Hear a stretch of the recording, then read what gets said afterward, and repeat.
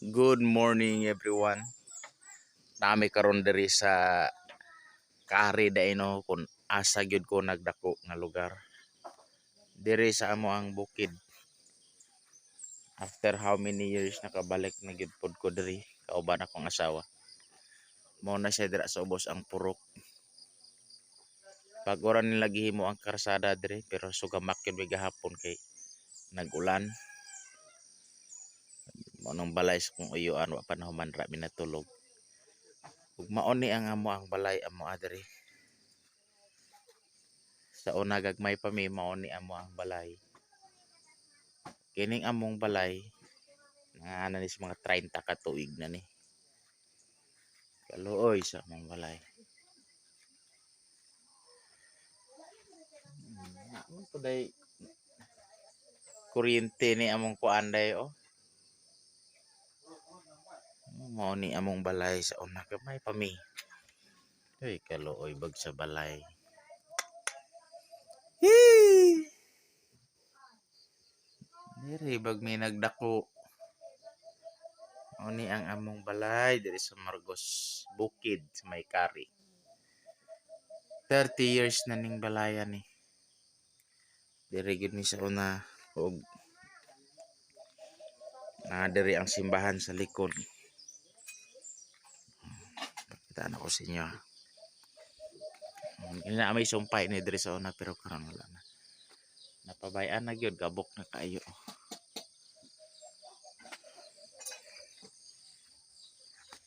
Oh, kani nga mangga diri sa una gihigot na mo among kabaw na gihabwa sa mga bandido.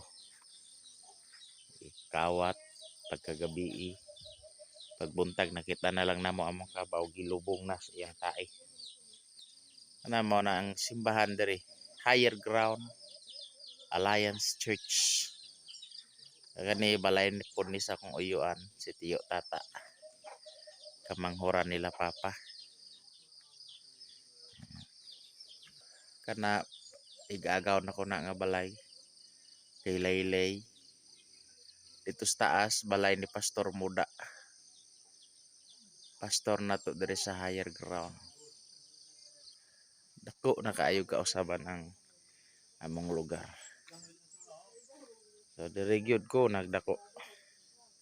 Sa una mas koy lamig Margos ginabaktas na mo. 3 ka oras.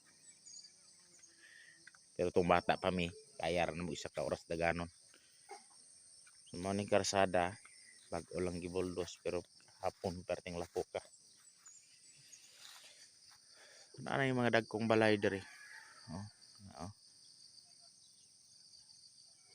O naapod ay eskwelahan. Napo eskwelahan.